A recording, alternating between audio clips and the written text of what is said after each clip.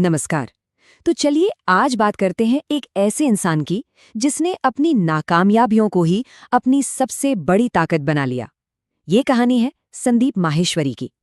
उनकी पूरी जिंदगी और फिलॉसफी असल में इसी एक लाइन के इर्द गिर्द घूमती है। और ये एक ऐसी बात है जिससे हम सब कहीं ना कहीं अपनी जिंदगी में जूझते हैं, है ना? यहीं से उनकी कहानी की शुरुआत होती है। तो संदीप माहेश्वरी हमेशा से कोई मोटिवेशनल गुरु नहीं थे। उनकी शुरुआत तो एक बिल्कुल आम इंसान की तरह हुई, जिसने कुछ बहुत ही असाधारण चुनौतियों का सामना किया। कहानी शुरू होती है दिल्ली में। एक मिडिल क्लास परिवार, सब कुछ ठीक ठाक चल रहा था। परिवार का एल्यूमिनियम का बिजनेस था और सपने भी बिल्कुल सीधे साधे थे। और फिर अचानक सब कुछ बिखर गया। रातों रात उनका जो फैमिली बिजनेस था, जो उनकी पूरी स्टेबिलिटी का बेस था, वो खत्म हो गया और परिवार पर एक बहुत बड़ा फाइनेंशियल संकट आ गया। और इस एक चीज का असर सीधा उनकी पढ़ाई पर पड़ा।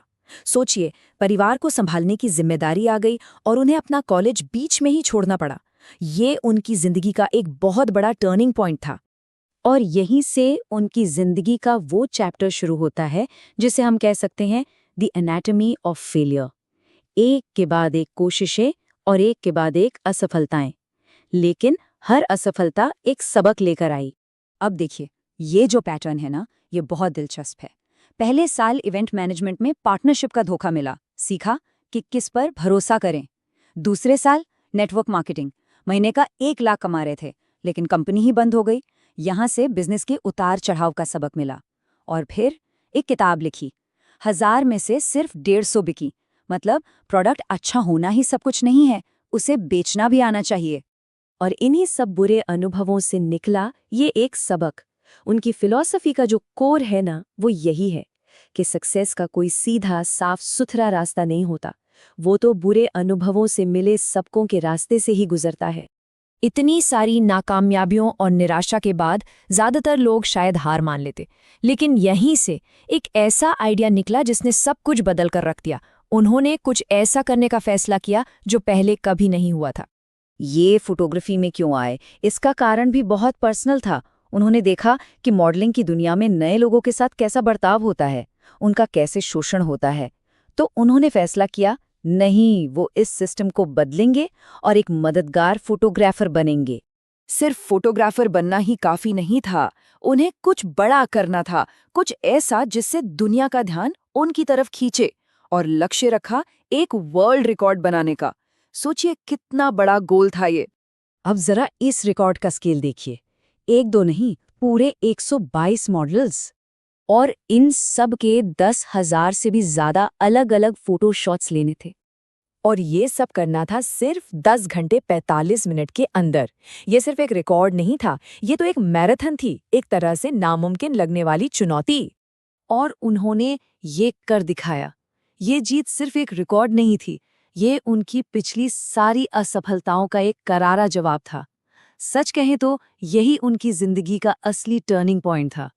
तो सवाल ये है कि इतनी बड़ी बड़ी कामयाबियों के पीछे की सोच क्या थी?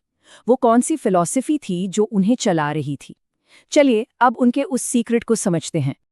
आखिर वो क्या राज था जो एक के बाद एक फेलियर को एक वर्ल्ड रिकॉर्ड में बदल देता है? ऐसा क्या था जिसने उन्हें हर बार गिरने के बाद फिर से खड़ा कर दिया? और जवाब है इन 2 शब्दों में, आसान है। ये सिर्फ बोलने के लिए नहीं है, ये एक माइंडसेट है। ये अपने दिमाग को ट्रेन करने का तरीका है कि कोई भी मुश्किल काम कितना भी बड़ा क्यों न लगे, उसे किया जा सकता है। तो इस फिलॉसफी का मतलब क्या है असल में? इसका मतलब है हर चुनौती को एक प्रॉब्लम की तरह नहीं, बल्कि एक आसान टास्क की तरह देखना। इसका मतलब है कि लोग क्या कहेंगे वाले डर को खुद पर हावी नहीं होने देना, और ये समझना कि हर बड़ा लक्ष्य असल में छोटे छोटे आसान कदमों से ही तो बनता है। उनकी कहानी यहाँ खत्म नहीं होती। कामयाबी मिलने के बाद उनकी जिंदगी का एक नया चैप्टर शुरू हुआ, और वो था गिविंग बैक का।